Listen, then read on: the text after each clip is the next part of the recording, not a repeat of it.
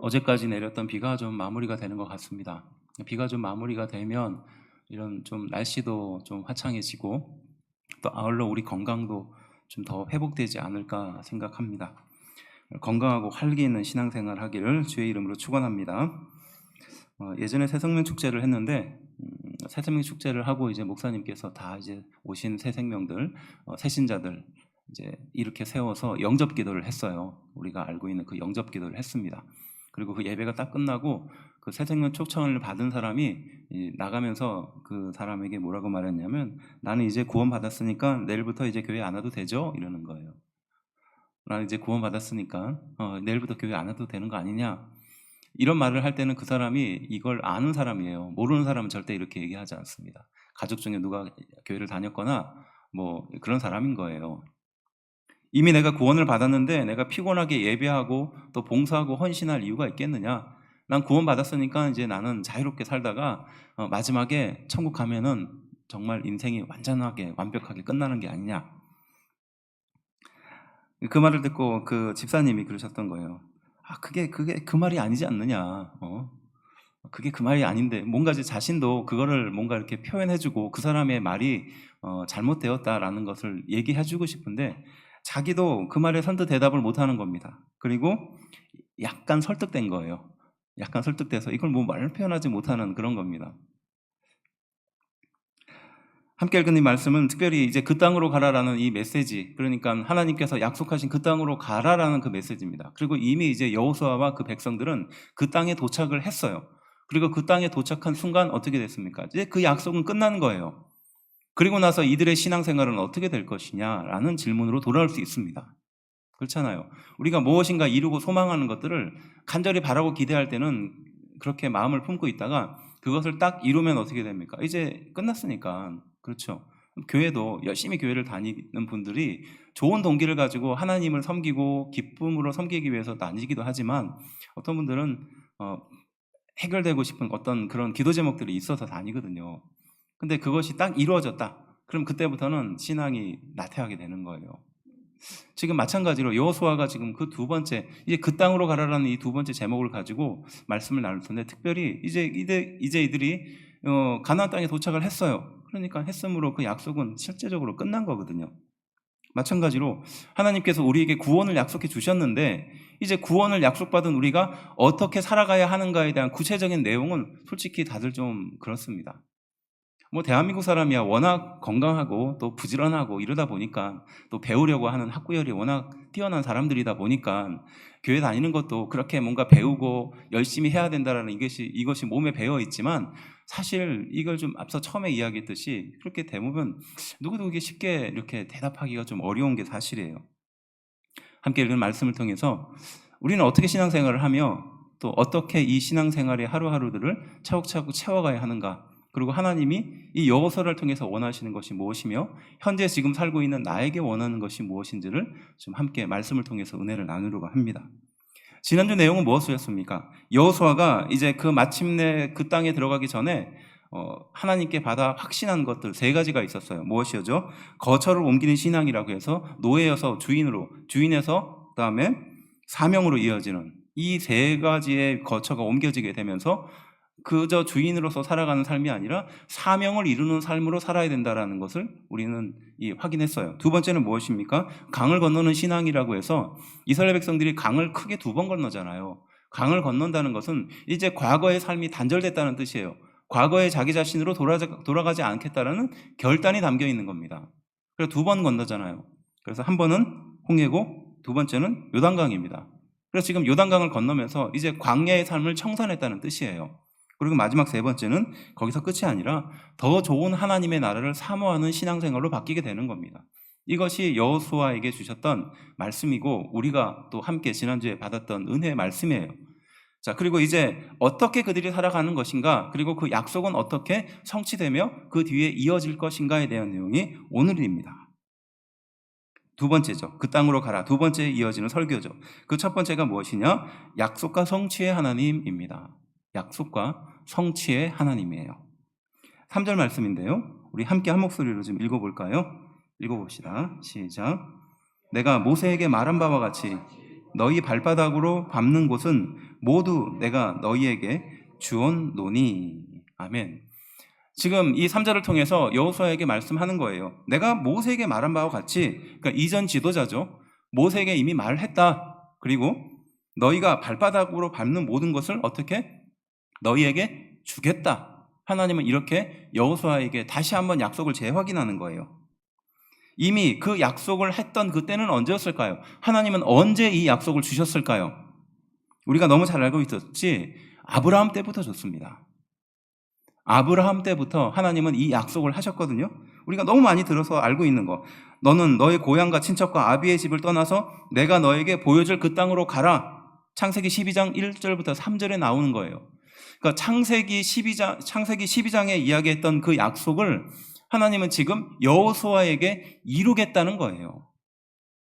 그래서 이 약속의 특징을 우리는 꼽아볼 수 있습니다. 뭐냐? 오랜 동안 약속이 지속된다는 겁니다. 이것은 세대를 넘어서 지속될 수도 있다는 거예요. 그리고 이 약속은 반복된다는 거예요. 반복된다는 겁니다. 아브라함으로부터 지금 여호수아에게까지 이 약속이 반복되어서 내려왔다는 겁니다. 이게 약속의 특징이에요. 그리고 발바닥으로 밟는 곳이라고 표현했거든요. 이것은 그저 피상적인 약속, 그러니까 내가 너를 축복해줄게, 내가 너와 함께 해줄게, 이렇게 뭐 뜬구름 잡는 것 같은 그런 약속이 아니라 내가 너의 가는 발바닥에 밟혀지는 모든 땅을 너한테 줄 것이다. 구체적인 걸 말하는 겁니다. 우리가 신앙생활 하다 보면 뭔가 좀 이렇게 뜬구름 잡고 막 그럴 때가 있잖아요. 그런데 하나님은 우리에게 그걸 말씀하지 않으십니다. 물론 말씀을 설명하는 과정 중에 약간 좀 이해가 안 될 수가 있습니다. 그건 인간의 말의 한계 때문에 그래요. 하지만 그 한계에도 불구하고 성령님이 우리에게 그것을 이해시켜주고 해석하게 하는 줄로 믿습니다. 이런 거거든요. 그래서 피상적인 약속이 아니라 하나님은 우리에게 아주 구체적으로 주시는 겁니다. 이게 약속의 특징이에요. 4절에 나와 있듯이 너희의 땅은 레바논이고 유브라데 강이고 해적 속에 온 땅이 될 것이고 해지는 쪽에 대해까지 다 포함해서 다 이스라엘 백성 너희 땅을 줄 것이라고 하나님은 구체적으로 명시하거든요. 함께 읽은 말씀 4절에 나오고 신명기, 그러니까 모세가 처음 부름을 받았던 그때에도 신명기 1장 7절에도 똑같이 이야기하시는 겁니다. 그러니까 이 약속은 몇 가지 특징을 정리해보면 뭡니까? 오랜 약속이 되는 것이고 그것은 구체적인 약속이며 더불어 반복적인 약속으로 우리에게 주어진다는 거예요. 이게 하나님께서 우리에게 주시는 약속의 특징인 겁니다. 그래서 6절 보시면 강하고 담대하라. 너는 내가 그들의 조상에게 맹세하여 그들에게 주리라 한 땅을 이 백성에게 차지하게 하리라. 그러니까 오랫동안 하나님께서 주셨던 약속을 이제 마침내 너희에게 이루게 한 그때가 이제 이르렀다라고 하나님은 말하거든요. 그러니까 하나님은 이미 이 처음에 아브라함을 통해서 주셨던 약속을 이루고 싶으셨던 겁니다.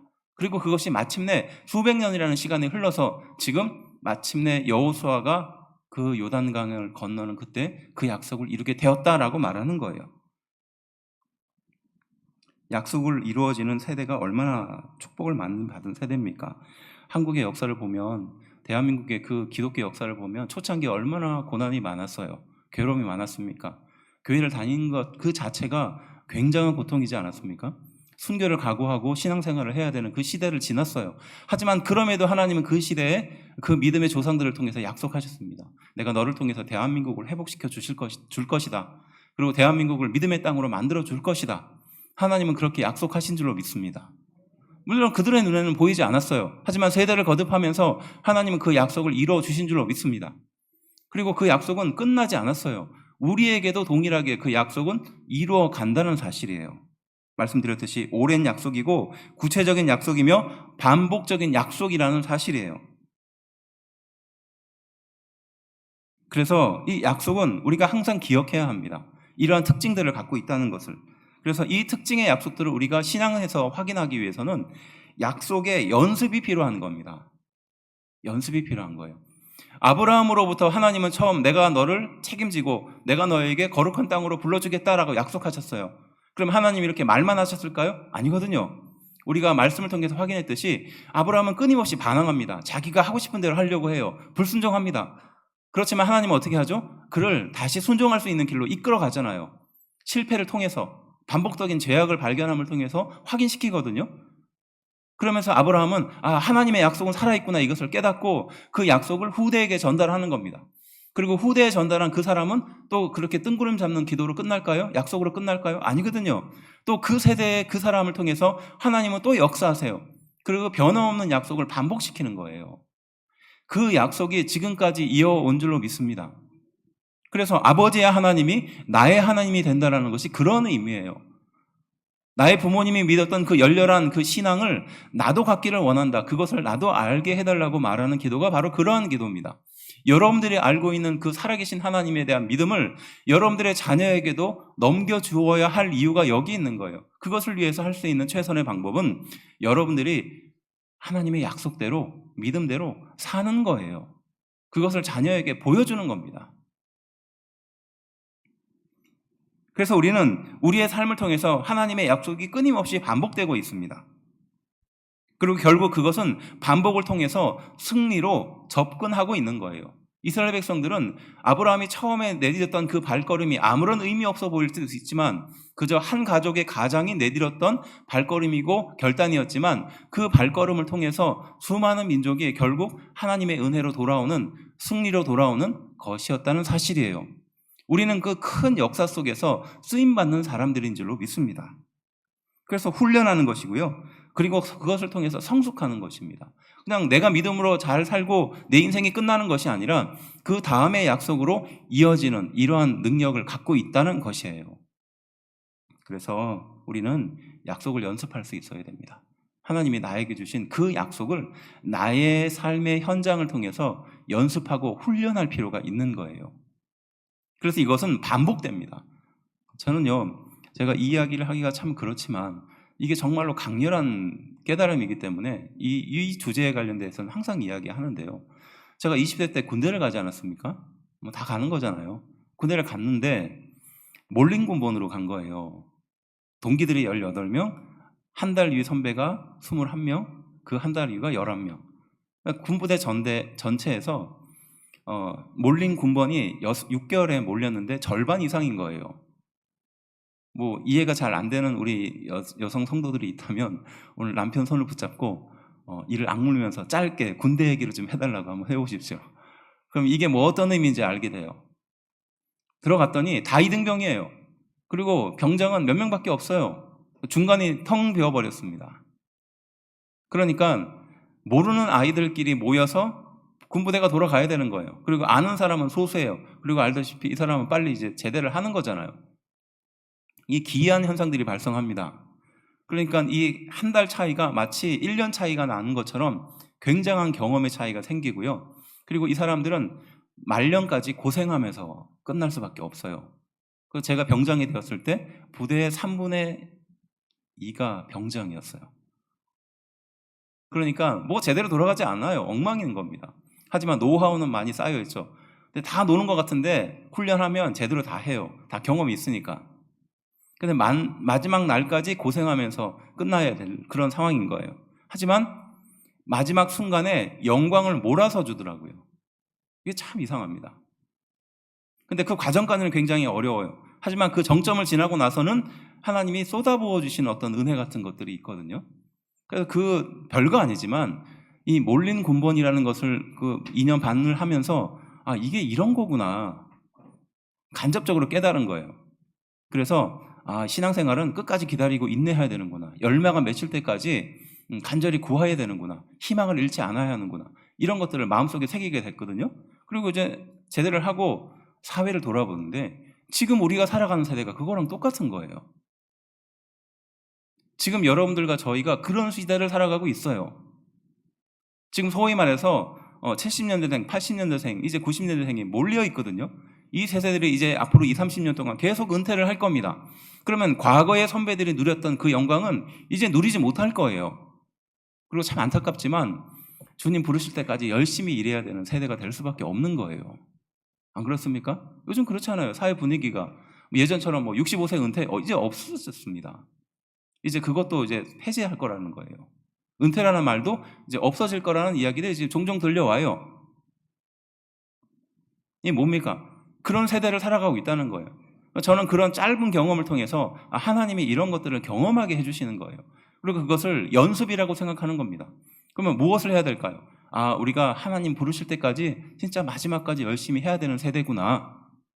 옛날에는 은퇴하면 이제 좀 은퇴하면서 약간 좀 뒤로 물러나고 이런 시대의 어른들이었다면 이제 앞으로 필요한 시대의 어른의 모양은 주님 부르실 때까지 열심히 최선을 다해서 살아가는 게 그게 그 시대에 필요한 것들이구나. 고달프지만. 근데 여기서 무엇이냐? 하나님께서 결정적인 순간을 풀어주실 때까지는 고난이 많지만 풀어지면 그때부터 확 풀어주신다는 거예요. 이게 뭡니까? 약속의 연습이라는 거예요. 그러면 각 세대들마다 하나님은 우리에게 주시는 메시지가 있고 그 약속이 있거든요. 그것을 통해서 하나님은 우리를 훈련되기를 바라는 겁니다. 말씀에 나와 있듯이 작은 것에 충성하라는 의미가 바로 그런 거예요. 지금 하나님은 우리를 통해서 그 약속을 확인시키고 이루시기 위해서 끊임없이 그 약속에 대한 훈련을 하고 계시거든요. 그런데 내가 그것을 훈련으로서 충분히 감당하고 충실히 잘 감당하면 그걸 통해서 하나님이 주시고자 하는 열매를 맺을 수가 있어요. 그런데 그것을 그냥 흘려보내면 어떻게 될까요? 그 약속의 의미를 모르는 겁니다. 그래서 약속과 성취의 하나님이라는 것은 바로 그것입니다. 그저 한번 우리에게 약속하고 하나님은 손을 떼는 것이 아니라 수세대를 통해서 그 약속을 확인하며 나에게 그 약속을 반복시킨다는 겁니다. 그리고 그것을 통해서 열매를 맺기를 바란다는 겁니다.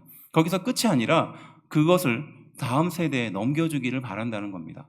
약속이 끝나지 않고 이어진다는 것이에요. 약속의 현장 속에 사는 그리고 그 약속을 성취하는 성도가 되기를 주의 이름으로 축원합니다. 그래서 우리는 작은 일에 충성해야 되는 거예요.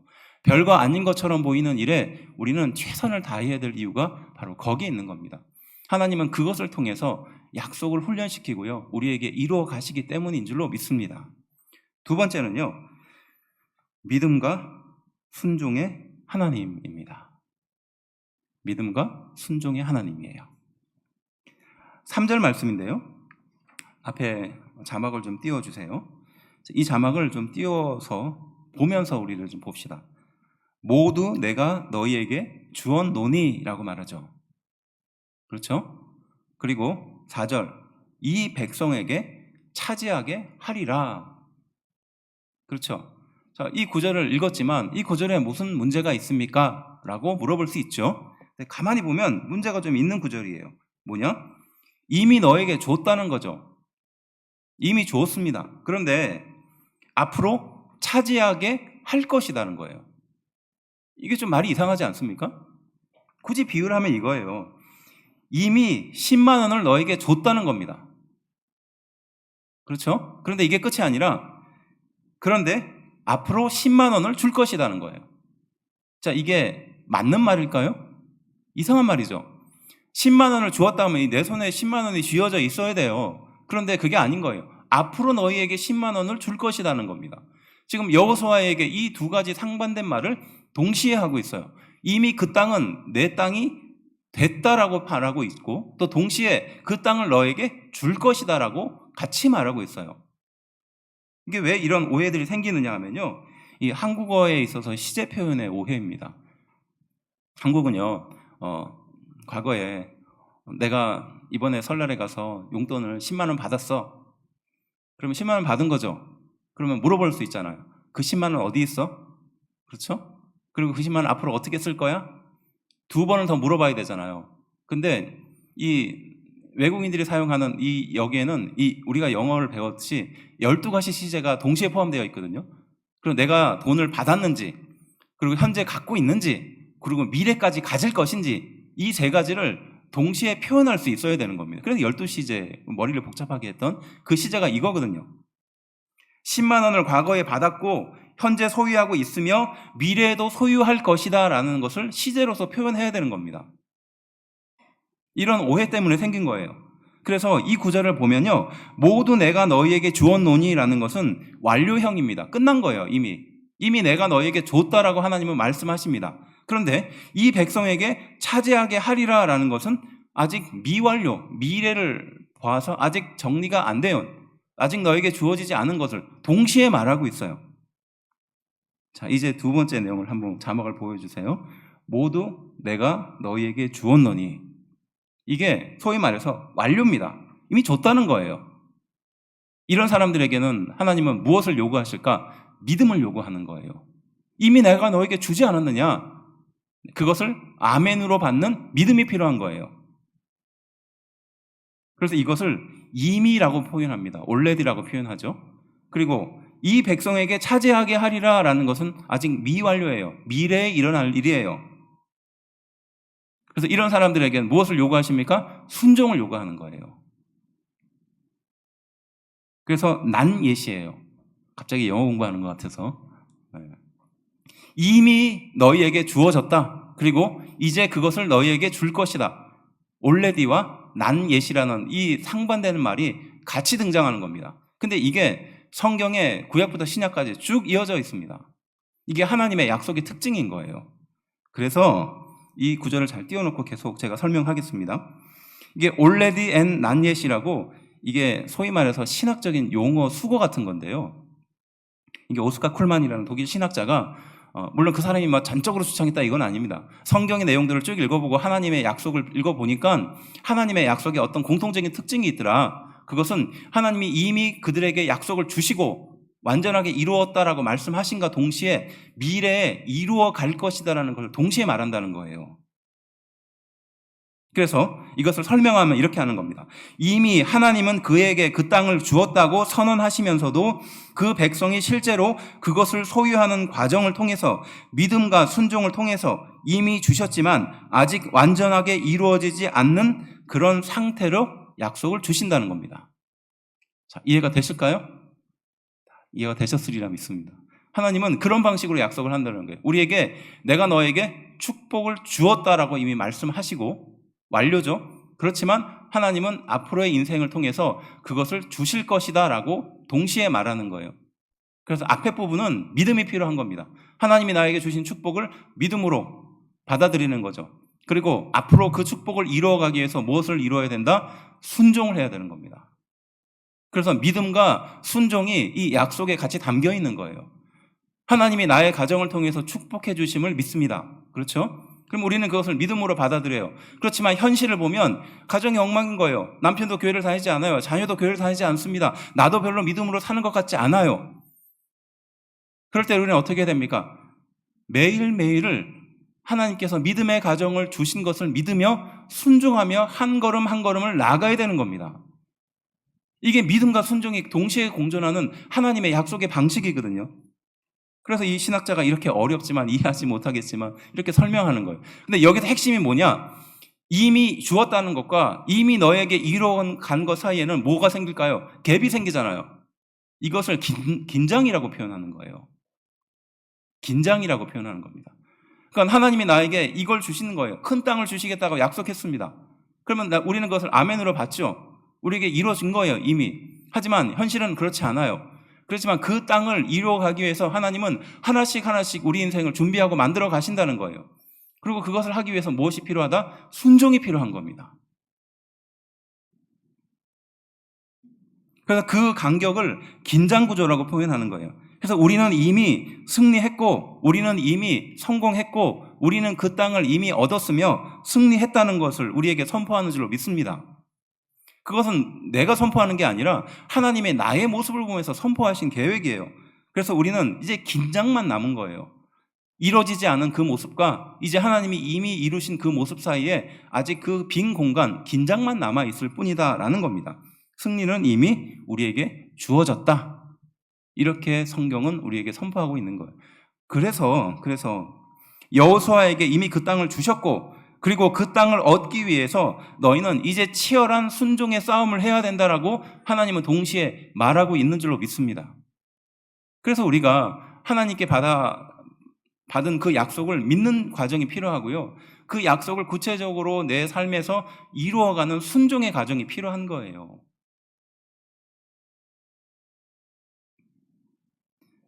그것을 얻기 위해서는 치열하고 지난한 싸움을 해야 된다는 것을 말하는 겁니다.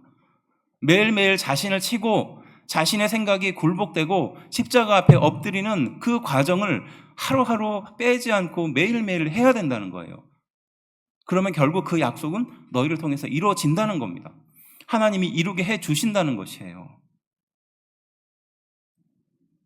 믿음으로 그 땅을 이미 소유했으며 순종으로 그 싸움을 이어가야 한다라는 것을 하나님은 바로 이 여호수아를 통해서 말씀하고 있는 줄로 믿습니다.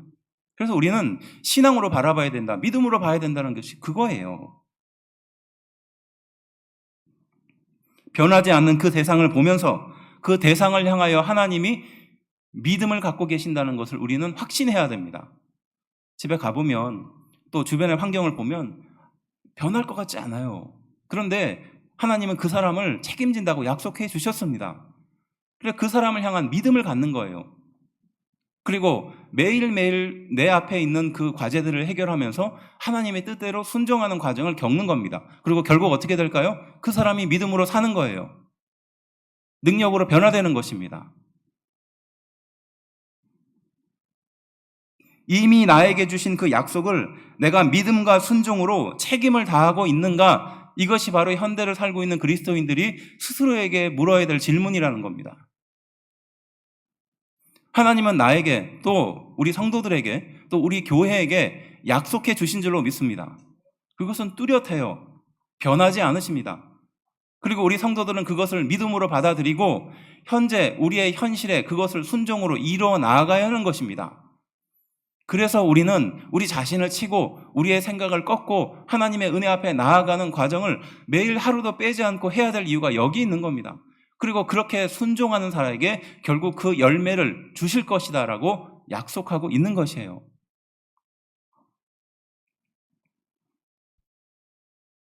그래서 히브리서 11장 1절부터 2절 말씀인데요. 이렇게 우리에게 말씀합니다. 함께 한 목소리로 읽어볼까요? 시작.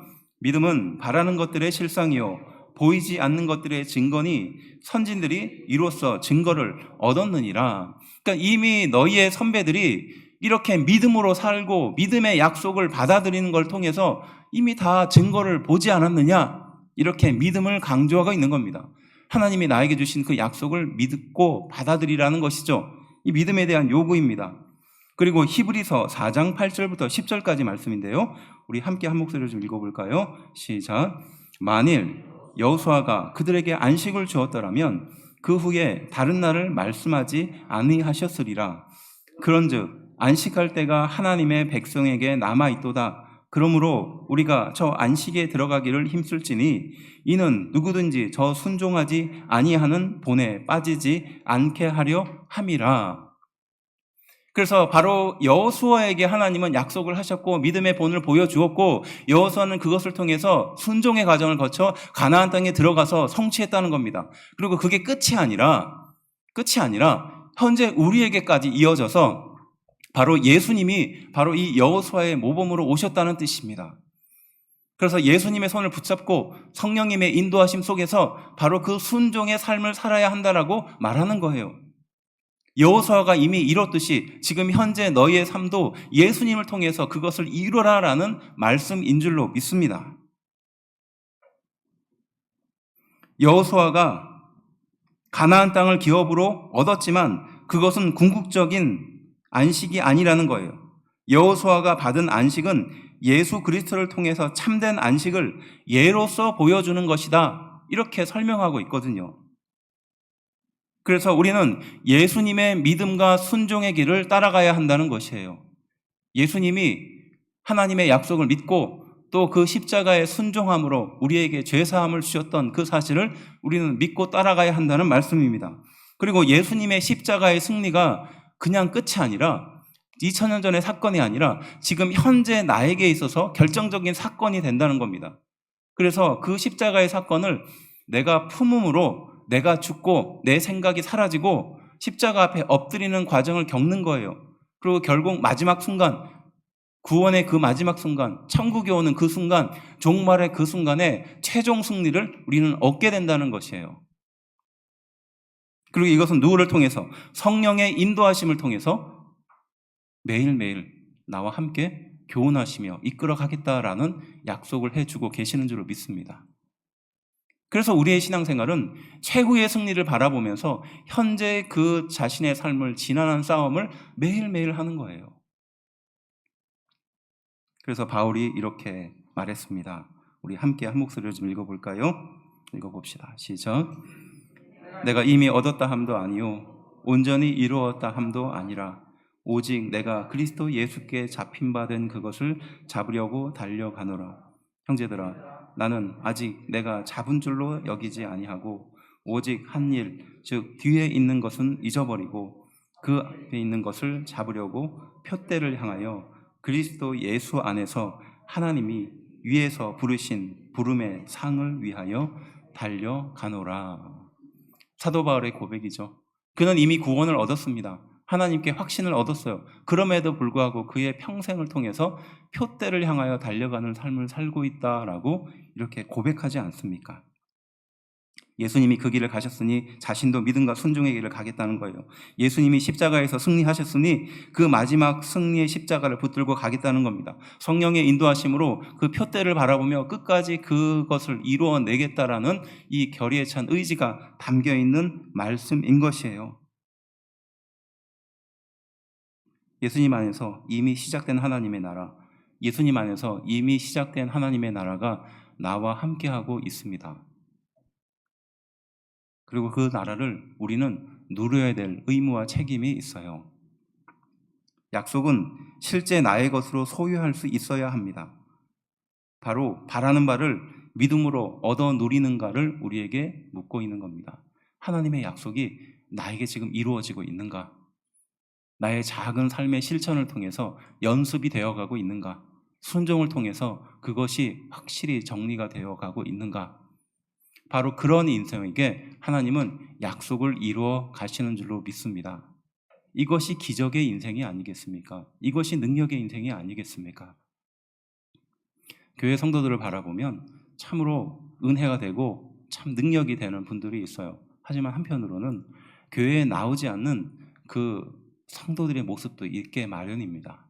그들의 모습을 생각해 보면 그들의 마음이 어서 빨리 하나님을 만나고 또 하나님을 체험함으로 정말 제대로 된 신앙생활을 하기를 바라는 마음이 정말 굴뚝 같거든요. 이제는 좀 됐으려나 하고 이렇게 이야기를 해보면 아직 멀었어요. 이제는 좀 되려나 했더니 더 멀리 가 있습니다. 그럴 때마다 참 마음이 무너지기도 하고 참 괴롭기도 합니다. 그런데 실망하지 않고 하나님이 그 영혼을 향하여 꿈을 갖고 있고 내가 이 영혼을 통해서 변화시키겠다라는 의지를 갖고 있으며 내가 이 영혼을 통해서 수많은 생명들을 회복하는 도구로 사용할 것이다라는 그 확신을 얻으면 그때서야 믿음으로 다시 회복될 수 있어요. 그리고 그 사람이 현재의 모습을 보는 것이 아니라 그 사람을 통해서 이루실 미래의 모습을 바라보게 되는 것입니다.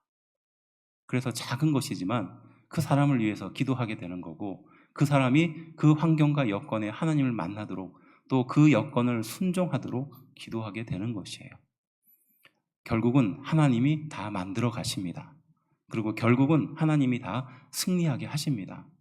이를 위해서 우리에게 바로 이러한 것을 요구하고 있으며 또 여호수아에게도 동일하게 요구하고 있습니다.